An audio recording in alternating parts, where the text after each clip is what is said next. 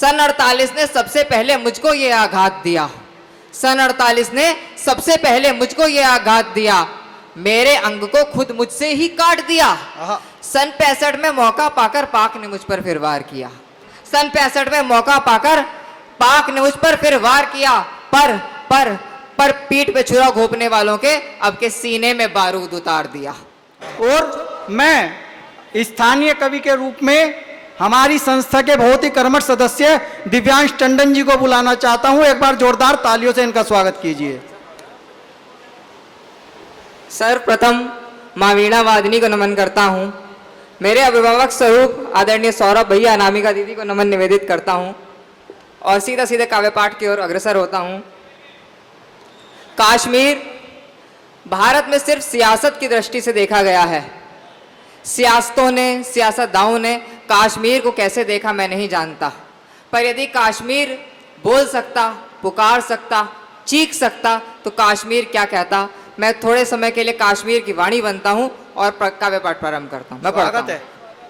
व्यथा से लेकर गाथा तक नब्ज नब्ज में तोल रहा हूं, व्यथा से लेकर गाथा तक नब्ज नब्ज में तोल रहा हूं, पुकार सुनना भारत माता कश्मीर में बोल रहा हूं।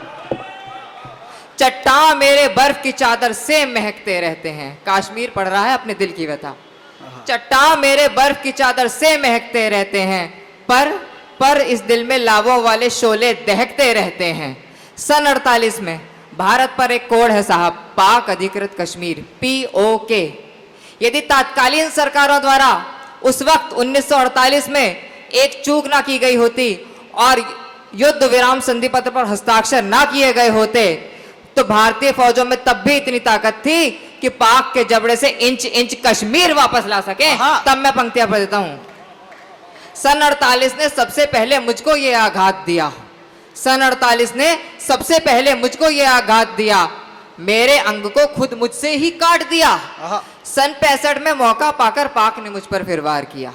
सभी कलमकार बंधु बैठे हैं, वो जानते हैं 1965 का युद्ध भारत ने वो युद्ध लड़ा था कि आने वाली पाक की नस्लें कांप जाएंगी। मैं पंक्तियां देता हूं। सन 65 में मौका पाकर पाक ने मुझ पर फिर वार किया, पर पीठ पे छुरा घोंपने वालों के अब के सीने में बारूद उतार दिया। छुप गया था पाकिस्तान जाकर संयुक्त राष्ट्र की ओट में। कहां छुपा था पाकिस्तान? छुप गया था पाकिस्तान जाकर संयुक्त राष्ट्र की ओट में, वरना चढ़ बैठा था भारत लाहौर और सियालकोट में, वरना चढ़ बैठा था भारत लाहौर और सियालकोट में। और इस कविता की कहीं सबसे मार्मिक पंक्ति में देता हूं। घाव इतने खाकर भी मैं घायल था पर जिंदा था। कश्मीर की पुकार है। घाव इतने खाकर भी मैं घायल था पर जिंदा था, पर जो कश्मीरी पंडितों संग घटा उस पर मैं भीतर से शर्मिंदा था, पर जो कश्मीरी पंडितों संग घटा उस पर मैं भीतर से शर्मिंदा था। आज कश्मीर का स्वर्णिम युग प्रारंभ हुआ है। हम कलमकार हैं, पीतल को पीतल और सोने को सोना कहना जानते हैं। कश्मीर के इस गौरव गाथा को मैं गाता हूं। अंतिम 3 पंक्तियां मैं अपना स्थान रखता हूं। मस्तक पर जो दाग लगा था उसको भी मैंने मिटा दिया, मस्तक पर जो दाग लगा था उसको भी मैंने मिटा दिया। धारा 370 थी जो अड़चन उसको भी मैंने हटा दिया। बारूद से बंजर थी जो भूमि उसको उर्वरक बनाऊंगा, बारूद से बंजर थी जो भूमि उसको उर्वरक बनाऊंगा। बच्चों को अपने शिक्षा रोजगार सहित सब हक दिलवाऊंगा। और इस कविता की अंतिम पंक्ति, तालियों से ज्यादा मैं चाहता हूं पूरा सदन भारत मां के जयघोष से घूमे इस अंतिम पंक्तियों पर। मैं पंक्तियां देता हूं।